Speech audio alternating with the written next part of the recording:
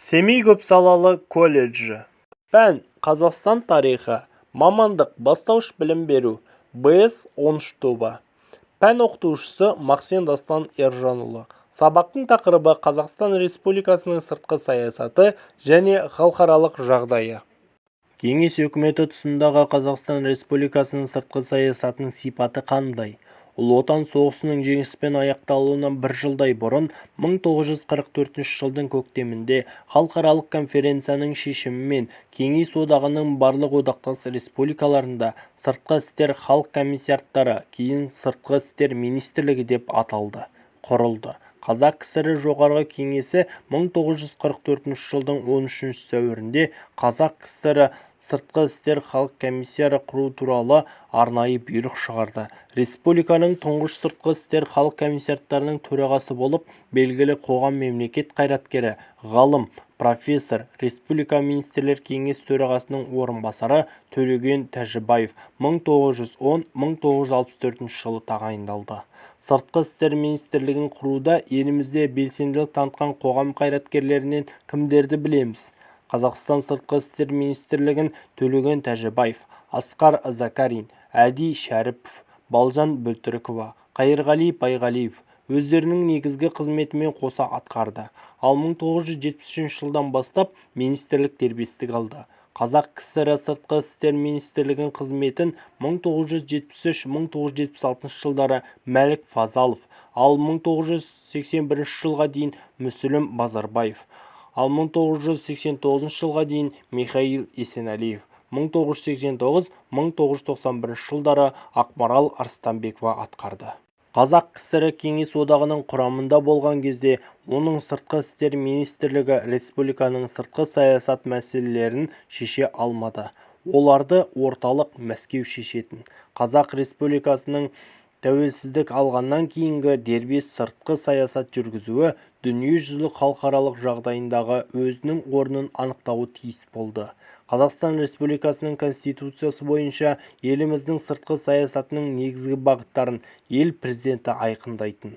Сол бағыттарды жүзеге асыру сыртқы істер министрлігіне жүктелді.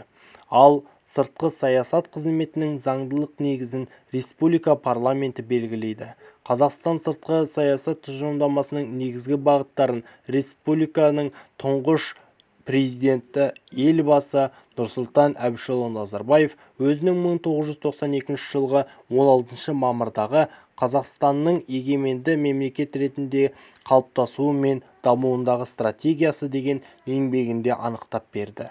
Сыртқы саясаттың негізгі мақсаты деп көрсетілген онда еліміздің саяси және экономикалық реформаларында негізге дәйекті даму үшін қолайлы сыртқы ортаны қалыптастыру және қолдау. Бұл маңызды жұмыс сыртқы саяси ведомствоны қайта құрудан басталды. Қазақстан Еуразиялық аймақтың дәл ортасында шығыс пен батысты байланыстыратын көлік және коммуникация желілерінің түйіскен жерінде орналасқан. Экспорттың негізгі бөлігін шикізат, металл, мұнай, астық, жүн құрайды. Сондықтан әлемнің шикізат рыногына тәуелді.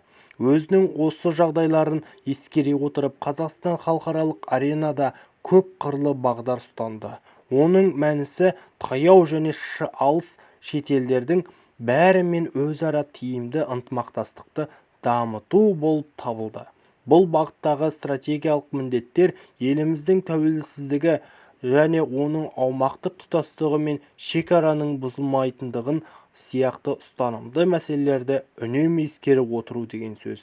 Қазақстанның халықаралық қатынастарындағы алатын орны мен рөлін анықтау үшін еліміздің географиялық, геосаяси және геоэкономикалық жағдайы мен мүмкіндігі ерекше маңызды болып отыр. Дүниежүзілік қоғамдастық Қазақстандағы 21 ғасырдағы негізгі энергия көздерін берушілердің бірі деп санайды. Үйге тапсырма. Қосымша ізденіп, тақырыпқа сай рефераттар жазу. Бірінші, Біріккен ұлттар ұйымының әлемдегі рөлі. Екінші, Шанхай ынтымақтастық ұйымының тарихы. Іздестіру көздері: кітаптар, интернет сайттар, газет, журнал. Әдебиеттер тізімі. Назарларыңызға рахмет.